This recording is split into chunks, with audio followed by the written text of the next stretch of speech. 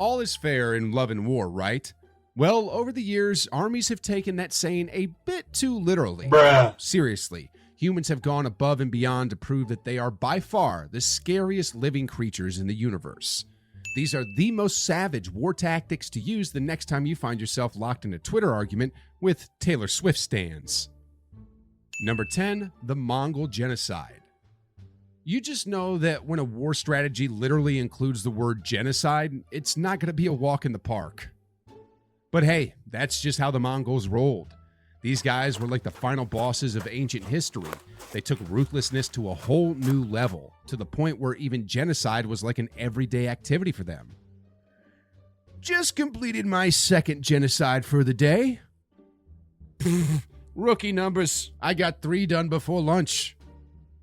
When the Mongols landed on a place, they weren't just after the armies and cities. They went straight for the people. They didn't care who you were. If you had the bad luck of being in their line of sight, then prepare to be 360 no-scoped out of existence. These guys were serious business. It's estimated that the Mongols killed about 10% of the entire world's population back in the day. Imagine if a world-ending asteroid had legs and a really bad attitude. That's what the Mongols were like. Picture this. You're minding your own business in your little village, and then suddenly you hear a weird throat singing in the distance getting louder and louder, and boom. Before you know it, you're dead. Your neighbors are dead, and your whole village is dead. Welcome to the Mongol Empire. Unsurprisingly, this tactic was really effective. I mean, duh, you straight up killed anyone who was in your way. But even more than that, it helped prevent wars from happening because people just straight up surrendered when they saw the Mongols coming. When the only other option is to be killed, laying down your weapons doesn't sound like that bad of an idea, huh? Number 9, bait and bleed. Want to know what's better than facing your enemy head on? Letting them battle each other out while you get to sip some lemonade from the sidelines. This cute little tactic comes from John J. Mearsheimer's book on offensive realism. And basically, it's all about locking 2 enemies into a messy war of attrition. They'll bleed each other dry while you get to avoid fighting them altogether. It's a win-win situation. Well, I mean, for you anyway.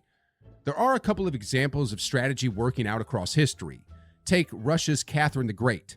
Back in the day, she would just stir the pot, trying to push Austria and Prussia into a fight with France after the French Revolution. Old Catherine didn't want anyone messing up her business, so she just got her enemies to fight each other while she stayed in the clear. It's honestly like gossiping, just on a very huge, bloody scale. You get different countries hating each other while you enjoy the drama. War isn't all that different from normal high school life, huh? Number 8, Romans stomping on enemies. While you might think of ancient Romans as zesty dudes who roamed around half naked all day, that's not all that they were. Some of them love fighting too, especially the Roman legionnaires. These warriors love to dish out some serious damage. And the best part? They did it with a splash of style. The soldier would usually be dressed in segmented Larica armor, a serious scuda shield, and open-toed sandals called caligae. Yes, I know what you're thinking. They seriously wore sandals to combat. Take that, everyone who called me a nerd for wearing these. I was basically cosplaying as a Roman warrior. Weird fashion choices aside, on the battlefield, they were no pushovers. A big reason why was because these dudes rarely fought alone. Instead, they rolled in tight formations called cohorts. When it was time to fight, they'd advance as a unit like a well-oiled war machine. Even the sandals I mentioned earlier were decked out with nails for traction. Oh, and they were also just really good for crushing someone's skull in. So, if you ever found yourself on the ground against a Roman legionnaire, say goodbye to your eyes, and nose, and just about the rest of your face. Number 7, Japan being firebombed. Ah yes, World War II.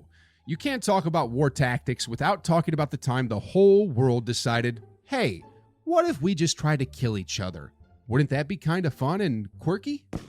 Now, no country was really holding back during this. Nothing really matched the sheer level of brutality of the Imperial Japanese Army and Navy. These guys were like robots who didn't stop. Either they killed their target or died themselves. So, imagine being the US looking at thousands of these dudes coming at you. What do? If you guessed using firebombs, you'd be correct. But also, Why would that be your first guess? Do we need to check up on you? Anyway, this wasn't just regular old fire. Oh no, this was napalm. Developed by big minds at Harvard and the US Army, this stuff was like jellied gasoline. They thought they could amp up the fire game and torch those wooden cities within moments, and that's exactly what they did. When the big moment came in 1945, Tokyo was in for a rude awakening. Bombs loaded with napalm dropped onto them, setting half the city on fire in a single night. It was utter chaos, and as many as 100,000 civilians were dead in a flash. Hold up. Are we the bad guys? Number 6, decapitation. 9 out of 10 serial killers agree that decapitation is the best way to finish someone off. How did I get access to this survey? Stop asking stupid questions. Anyway, if you apply this same tactic on a larger scale, it surprisingly becomes very effective in wartime. No, I don't mean you just cut off the heads of an entire country. Instead, you really only need to take out the big boss at the top of any hostile group or government. Without a leader, the rest of the group should fall over like, well, a headless chicken. And this also weirdly applies to nuclear warfare. Imagine if you just wipe out the enemy's top brass in a single strike. Not only would you throw a wrench in their command structure, but you'd also cause enough chaos that they wouldn't be able to bring out their own nuclear toys to play with. But what if you're on the receiving end of a decapitation strike? Well, then you'd better plan ahead of time. Maybe not have all your important political leaders sitting all together like a bunch of best buds. Plus, it's always a good idea to distribute command centers all over the place. Number 5, Mongols' treatment of prisoners. It's a video about savage war tactics. Did you seriously expect to see the Mongols just once? These guys pretty much invented savagery. So, you've got to respect the legends. Remember how I talked about how these people caused people to surrender out of sheer fear? Well, did you think the Mongols turned over a new leaf the second they saw you putting down your weapons? Because the truth is that if these guys took you as a prisoner of war, you might just end up wishing they killed you instead. It didn't matter if you were a farmer, noble, or a priest, you'd probably end up as a human shield or a literal projectile. They'd round up dead bodies of prisoners who died with the bubonic plague and launch them right at the enemy. It'd be despicable if it wasn't so downright brilliant. Number 4, poison gas. If you were a soldier in World War I who found himself in those trenches on the Western Front, let's just say you weren't having a great time. It's like being part of a special stew made of decomposing bodies, rats, and pieces of your friend, Bob. But it gets worse. Because in the middle of all this, you'd have the German Empire pumping out poison gas straight into these trenches. A sniff of this thing, and you'd better kiss your lungs goodbye. And even the soldiers who survived encounters with this thing were too mentally broken to fight again. PTSD sucks. The chlorine from this gas would go right into your lungs, making it feel like you've got a serious case of sunburn right on the inside. Imagine feeling like your body is burning from within, and there's nothing you can do about it. Sheesh, what a way to go. But that wasn't the only gas used. They also tried out phosgene, which was almost the entire opposite. It was totally sneaky, like a stealthy ninja. You'd inhale it, not even notice, and go about your day, and then a few days later, boom, you'd wake up dead. Number 3, siege. Now, this is a classic. Before kids nowadays got all their fancy nuclear weapons and weird gases, war actually used to be cool. People holed up their enemies in giant fortresses and then just waited for them to die out. It was grueling and cruel, and that's how we liked it. Funnily enough, sieges really were just a waiting game. You'd block off all the exits, sit back, and watch as the other guys run out of food, supplies, and options. Compared to storming a fortified position, it's a whole lot better. Because, well, you literally have nothing to do. One of history's worst sieges was the Siege of Leningrad. This ordeal lasted from September 1941 to January 1944 as the city's inhabitants were struck in a living nightmare. With food eventually running out, people had to resort to eating everything from pets to belts to fabric. Eventually, even cannibalism wasn't off the table because grandma's cooked remains were literally on the table. Number 2, pincer movement. What's better than coming at your enemy from one side? Covering all angles, of course. The pincer movement basically does that. You basically sandwich your enemies and eat them up like it's an all-you-can-eat buffet. The pincer movement begins when an army tries to advance toward the center of their enemy. Seeing this, the target army shifts its outer forces to the sides, like spreading out a net to trap someone. But after that, a second layer of attackers swoops in from even further out to keep reinforcements at bay. When a proper pincer movement goes according to plan, the enemy finds themselves surrounded, front, back, left, and right. This tactic has been around since ancient times. Sun Tzu, the OG savage strategist, even mentioned it in The Art of War. Number 1, shock and awe.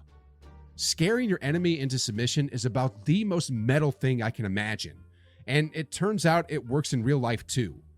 Devised by Harlan K. Ullman and James P. Wade back in 1996, the shock and awe technique is all about using so much power that your opponent is left helplessly knocked down. Ullman and Wade aim to mess with the enemy's head, change their perception of the battlefield, and crush their will to fight. It's like those wild YouTube pranks from back in the day, but instead of ending with people yelling, "It's just a social experiment," as the cops are called, it starts with a mind-blowing display of force to paralyze the enemy, followed by a knockout blow to keep them dazed and confused. Timing is super important in all this. Too much shock and not enough awe?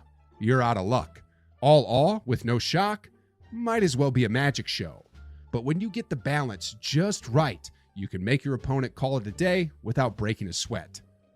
Ullman and Wade compared it to dropping nuclear bombs on Hiroshima and Nagasaki because it's supposed to be the kind of shock that leaves your enemy physically, emotionally, and psychologically exhausted. It's like hitting them with a 1-2 punch of terror and devastation, making them rethink their choices. So, executing this strategy takes a bit of finesse, but when it works, it's like watching your favorite villain deliver the ultimate plot twist. Game over, no sequel.